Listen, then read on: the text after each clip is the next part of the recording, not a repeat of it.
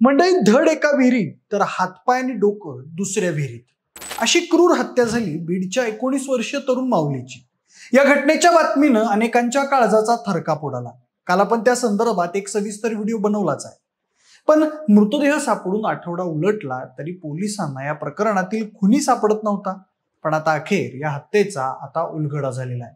त्याच्याच गावातल्या 2 तरुणांनी हे कृत्य केलं असल्याचं प्राथमिक माहितीमधून समोर आलेलं आहे। म्हणूनच कोणाशी काही वाकडं नसलेल्या साध्या सरळ स्वभावाच्या असणाऱ्या या माऊलीची या 2 तरुणांनी नेमकी हत्या का केली, नेमकं असं काय घडलं ज्यामुळे या तरुणांना माऊलीला इतक्या क्रूर पद्धतीने संपवावं लागलं, सगळं जाणून घेऊया त्या व्हिडिओच्या माध्यमातून। नमस्कार, मी प्रथमेश आणि तुम्ही पाहताय विशेष भारी। मंडळी, दानेवाडी शिरूर आणि नगरच्या श्रीगोंदा तालुक्याच्या बाउंड्रीवर असणारं गाव आणि याच गावातल्या एका तरुणाचा हातपाय आणि डोकं कापलेला एक मृतदेह एका विहिरीत सापडला। हा तरुण होता माऊली, वारकरी संप्रदायातला, मितभाषी आणि शांत, ना कोणाच्या आद्यात ना कोणाच्या मध्यात पडणारा। 7 मार्चला तो त्याचा 12वीचा पेपर द्यायला गेला आणि परत माघारी परतलाच नाही।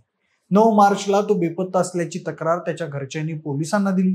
पोलिसांनी शोधाशोध केली तेव्हा पोलिसांना 12 मार्चला याच गावाच्या हद्दीतल्या एका विहिरीत एका 19 वर्षाच्या मुलाचा मृतदेह सापडला। त्या मृतदेहाचे हातपाय आणि मुंडके गायब होते। 2 दिवसांनी ते पोलिसांना दुसऱ्या एका विहिरीत सापडले।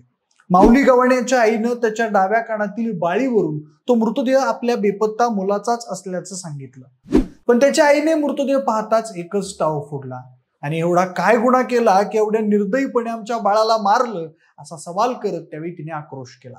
या निर्गुण हत्येचा तपास लवकरात लवकर करावा अशी मागणी दानेवाडी ग्रामस्थ आणि सकळ गोपाळ समाजाकडून करण्यात आली आणि त्यानंतरच पोलिसांनी या प्रकरणाचा कसून तपास करायला सुरुवात केली। पुणे जिल्ह्यातील स्थानिक गुन्हे शाखेच्या पथकानं यानंतर शिरूर तालुक्यातून जवळपास 6 जणांना ताब्यात घेतलं। माऊली गव्हाणे हा शिरूर येथील सिटी बोरा कॉलेजमध्ये 12वीत शिक्षण घेत होता। 6 महिन्यांपूर्वी त्याचं कॉलेजमधल्या मित्रांशी भांडण झालं होतं। ही भांडणं कशावरून आणि कुणाशी झाली या अँगलनेही पोलिसांनी तपास केला। त्यानंतर त्याचा मोबाईल सुद्धा सापडत नव्हता। पण मृतदेहाची जी एकूण अवस्था आढळली ती पाहता ही हत्या पूर्वनियोजित असल्याची शक्यता अधिक आहे असा अंदाज पोलिसांकडून वर्तवला गेला। पोलिसांनी या भागातील काही सीसीटीव्ही फुटेज पाहिले आणि माऊलीच्या संबंधित लोकांची चौकशी सुद्धा केली। त्यानंतर पोलिसांच्या हाती काही धागेदोरे लागले आणि अखेर पोलिसांनी 2 व्यक्तींना अटक केली। त्यानंतर मग त्या 2 तरुणांनी आपला कबुली जबाब दिला। यामध्ये अल्पवयीन शुभम मांडके आणि सागर गव्हाणे यांच्यामध्ये समलैंगिक संबंध होते आणि ते संबंध बनवत असताना माऊली यानं त्यांना पाहिलं होतं। त्यामुळे संबंध बनवताना का पाहिलं याच रागाच्या भरात त्याला संपवण्याचा कट त्यांनी आखला। माऊलीशी गोड बोलून फसवून त्यांनी त्याला बोलावून घेतलं आणि त्याचा इलेक्ट्रिक कटरच्या साह्यानं निर्घुण खून केला। मग पुरावे नष्ट करण्यासाठी त्याचं मुंडकं, हात पाय वेगळे करून मृतदेह पोत्यात भरून विहिरीत टाकण्यात आला। हत्येनंतर आरोपींनी माऊलीच्या मोबाईल मधील काही पैसेही काढून घेतल्याची माहिती समोर आली।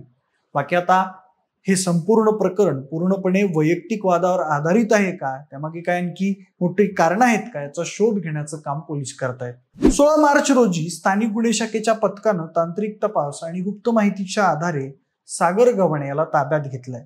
चौकशीच्या दरम्यान त्यानं गुन्ह्याची कबुली दिली असून त्याच्या विरोधात ठोस पुरावे पोलिसांना मिळाले आहेत। या प्रकरणात आणखी 3 ते 4 आरोपी असल्याचं पोलीस तपासातून समोर आलेलं आहे आणि त्यांचा शोध सध्या सुरू आहे। लवकरच या आरोपींना अटक केली जाईल असं पोलिसांकडून सांगण्यात आलंय। त्याचबरोबर आज माऊलीच्या मृतदेहावर अंत्यसंस्कार देखील करण्यात आले आहेत।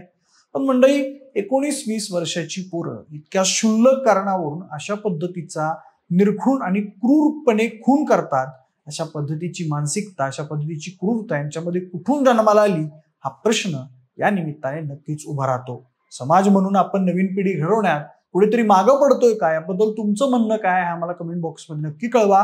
सोबतच आपल्या विशेष भारी या युट्यूब चॅनलला सबस्क्राईब करायला विसरू नका आणि जर हा व्हिडिओ तुम्ही फेसबुकला पाहत असाल तर आपल्या विशेष भारी FB या फेसबुक पेजला देखील फॉलो करायला विसरू नका। धन्यवाद।